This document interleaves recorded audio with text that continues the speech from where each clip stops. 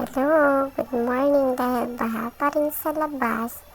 Ayan, eto mag-ayos-ayos muna tayo ng mga anik-anik dito habang walang batang makulit at habang wala pa tayong gagawin. Kasi mamaya meron na tayong gagawin.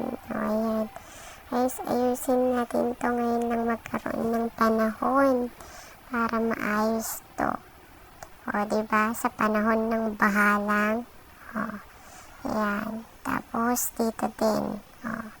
Lahat ng kalat ayusin muna natin. Habang may panahon pa tayo at walang batang magulo. Sige, magpunas-punas din tayo pag may time. Ayan. Baba natin yung mga ibang gamit dito.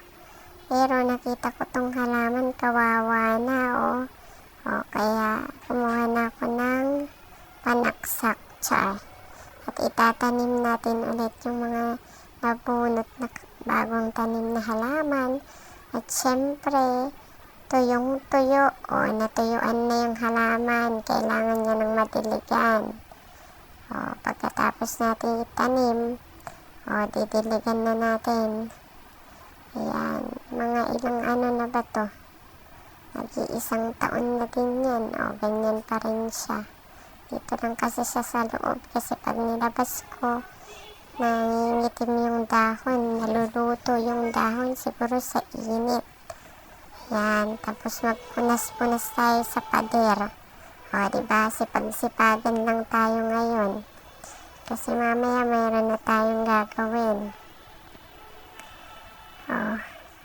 Tapos, ayos na natin ng mga itets. Ayan. Tapos, pagdating ko dito, ito na yung printer na naglilik na yung ink, yung drainage ng mga ink na overflow niya nagmamakaawa na. Siguro 5 taon na siyang nag-aantay na sana. Linisan na natin. Ayan, pumunta na sa pader na. Yung pintura, nagyan na ng ink. Sige. Baklasin natin para maayos na natin ngayon. Talagang dami natin magagawa dito dahil sa bahay tumilapon. Ayan ini-spelling pa natin kung paano tatanggalin. Ganun lang pala, itulak sa gilid. Tingnan nyo kung pipigain siguro mga 1 basong ink ang nandito. Yan, punong-puno, umaapaw na. Gagawin natin, huhugasan natin, tapos sampay natin. Habang inaantay na matuyo, punas-punasin tayo dito sa mga laman loob niya.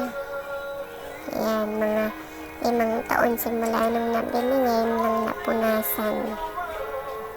Ayan, pinagawa ko na din ito, pero minsan lang. Kanyang buhay kasi ako nung nag-aayos nito. Ayan. Tapos, pagkatapos nun, balik tayo dito sa trono natin. Siyempre, tambak ang hugasin ulit Sige, hugas-hugas pag may time maglalaba tayo mamaya.